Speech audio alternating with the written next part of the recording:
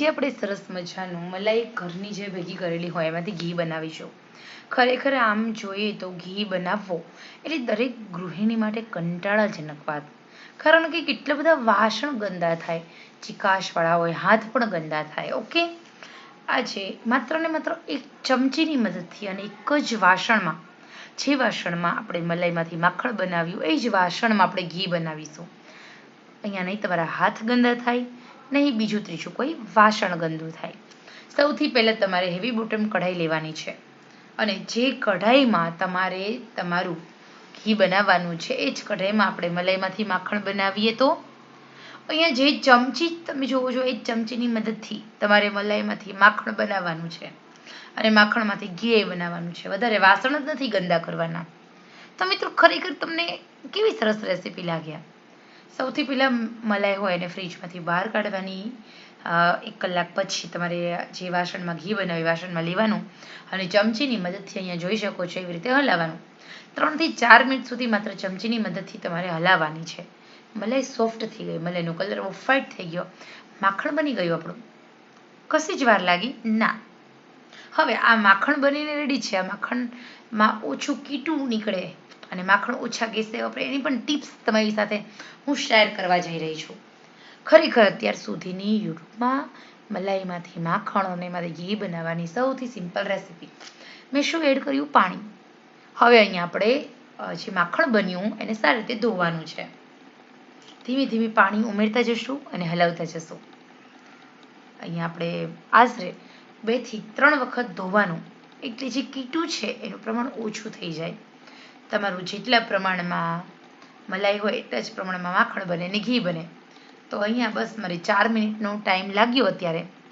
First wash, okay, એટલે પહેલી વાર મેં વોશ કર્યું માખણને. હવે થોડું બીજું પાણી ઉમેરવું. પાણી કેવું ઉમેરવું? શિયાળો હોય, ઉનાળો હોય, ચોમાસું હોય. મિત્રો તમે ઠંડુ કે ગરમ પાણી એવું કોમેન્ટ્સ પણ કરો છો કે કેવું ઉમેરવું. અરે ગોળાનું પાણી ઉમેરી દો. ઉનાળામાં બી ચાલે, શિયાળામાં બી ચાલે અને ચોમાસામાં પણ ચાલે. એક જ રીત છે આ ઘી બનાવવાની. 3 વખત મેં વોશ કર્યું. મારું માખણ એકદમ મસ્ત રેડી છે. હું તમને આંગળી વડે, હાથ વડે અડાડીને ચેક કરાવું છું. ચીકણું નથી. તમારું માખણ ચીકાશ વગરનું બને તો એ રિયલ માખણ કહેવાય. અહીંયા મારો હાથ બિલકુલ ગંદો નથી. હવે આપણે ધીમી આંચે આપણી પાસે જે માખણ બન્યું એનું ઘી બનાવવા મેં મૂકી દીધું. વાસણ એ જ છે. અહીંયા નથી મારા હાથ ગંદા થયા, નથી મારે મિક્સરની જરૂર પડી, નથી બ્લેન્ડરની જરૂર પડી. 3 થી 4 મિનિટમાં મારું માખણ બધું જ ઓગળી ગયું છે. હવે આપણે બસ આ જ રીતે 8 મિનિટ સુધી, વધીને 9 મિનિટ સુધી મીડિયમ આંચે. હું તો બીજું કામ કરું છું, શિવાંશનું એને હોમવર્ક કરાવું છું, એને રમાડું છું ઘી બનતા બનતા, અને વચ્ચે વચ્ચે દર 1 મિનિટે આવી એને હલાવી જાઉં છું. તો સેમ મારી રીતે તમે પણ મારી રીતે આવી જ રીતે ઘી બનાવો. હું દર વખતે આ જ રીતે ઘી બનાવું છું. ઘી ઘણા સમયથી બનાવવું, પરંતુ સૌથી સિમ્પલ, સહેલી અને કંટાળાજનક પણ મજા આવે એવી આ રેસીપી છે. ખરેખર તમને પણ જો ઘી બનાવતા કંટાળો આવતો હોય તો તમે આ રેસીપી ખાસ જોજો. અહીંયા આપણે માત્ર હલાવવાનું છે, આપણે સતત હલાવવાનું નથી.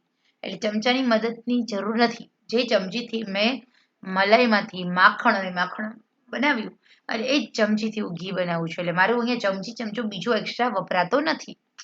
વાસણ ઓછા વપરાશે.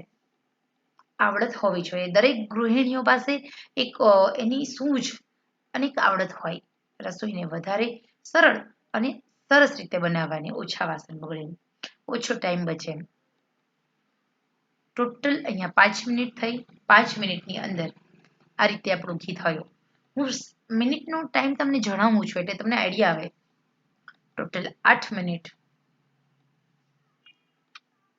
અહીંયા આપણે થઈ છે. આપણું ઘી એકદમ સરસ બની રહ્યું છે. થોડું થોડું હલાવતું જવાનું, તળિયે ચોટે નહીં એનું ખાસ ધ્યાન રાખવાનું છે. બસ હવે હલાવી અને ફરી હું મારા કામે લાગી જઈશ. થોડી વારમાં તમે જુઓ એટલે સરસ રીતે આપણું ઘી છૂટું પડવા લાગશે. અહીંયા હવે આપણું ઘી બની રહ્યું છે. એકદમ છૂટું પડી રહ્યું છે. ટોટલ 9 મિનિટ થઈ છે. હવે તમારું ઘી પ્રોપર કાચું છે કે બની ગયું એને ખબર કેમ પડશે? તો અંદર જે વ્હાઈટ કીટું દેખાય છે ઘીનું બગરું તમે કહેતા હોય, અમે કીટું કહીએ અહીંયા સુરેન્દ્રનગરમાં. તો એ બ્રાઉન થઈ જવું જોઈએ, બહુ વધારે બ્રાઉન નહીં હો, એકદમ લાઇટ બ્રાઉન, એટલે તમારું ઘી બની ગયું. જો ઘી કાચું રહેશે તો ઘી ચિકાશ વાળું બનશે. ચોખ્ખું ઘી કોઈ દિવસ ચિકાશ વાળું હોય નહીં. તમે ઘીને જેમ મેં તમને માખણ અડીને બતાવ્યું તો સહેજ પણ હાથ મારો ગંદો નથી થયો, એ માખણની નિશાની છે. અને ઘીની નિશાની કે જ્યારે ઘી જામે છે અને ઘી ચિકાશ વગરનું હોય. કાચું ઘી ચિકાશ વાળું રહે, અહીંયા તમારું ઘી એકદમ લાઇટ અને ચિકાશ વગરનું હોય તો એ પરફેક્ટ ઘી. હજી થોડું ઘી કાચું છે અને હજી જે કીટું હોય એ બ્રાઉન દેખાતું નથી. તમે જે પાણી 3 થી 4 પાણીએ વોશ કર્યું ને આપણે, એના કારણે આપણું કીટું ઓછું બને છે અને ઘી વધારે બને છે, ગેસ ઓછો વપરાય છે. આ એક જ ટિપ્સ ઘી બનાવવા માટેની. ઓકે, તો હવે અહીંયા આપણે ટોટલ 11 મિનિટનો સમય, કારણ કે મેં ગેસની આંચ એકદમ મીડિયમ, મને આજુબાજુમાં ફરતું તળિયે ચોંટી જાય એ નથી ગમતું. ગેસની આંચ મીડિયમ રાખી છે, એટલે બાકી તમે ફૂલ આંચે અને સતત હલાવ કરો તો 6 થી 7 મિનિટમાં તમારું ઘી બનીને રેડી થઈ જશે.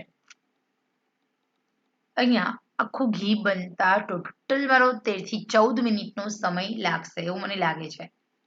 કદાચ 15 મિનિટ પણ ભલે લાગે, પણ આપણું ઘી મસ્ત બનવું જોઈએ. આવી રીતે ઘી બની ગયું, એકદમ બ્રાઉન બગરું થઈ ગયું. હવે આપણે ઘીને ગાળી લેવાનું છે. અહીંયા મારું ઘી 500 ગ્રામથી પણ વધારે બન્યું છે. 15 દિવસની મલાઈ હતી મારી અને કીટું એકદમ ઓછું. ખરેખર આ ઘી બનાવવાની અત્યાર સુધીની સરસ અને સિમ્પલ સરળ રીત છે. હવે આ ઘી થોડું એમ જ રહેશે એટલે એકદમ કણીદાર બનશે. એનો કલર છે ને એ પણ લાઇટ યલો જેવો થઈ જશે. ખરેખર મિત્રો ઘી બનાવવાની સિમ્પલ સરળ, કોઈ વધારાની માથાકૂટ વગરની આ રેસીપી છે. ખરેખર આપ સૌને આ ઘી બનાવવાની રેસીપી કેવી લાગી છે મને જરૂર જણાવશો. ઓકે, વિડીયો પસંદ આવ્યો હોય તો જેવી રીતે મેં તમને આ રીત જણાવી એવી રીતે તમે પણ આ રીત તમારા સોશિયલ મીડિયામાં જરૂર શેર કરશો. ચલો આપણે ફરી મળીએ નવા જ ઉપયોગી વિડીયો સાથે. ત્યાં સુધી આવજો.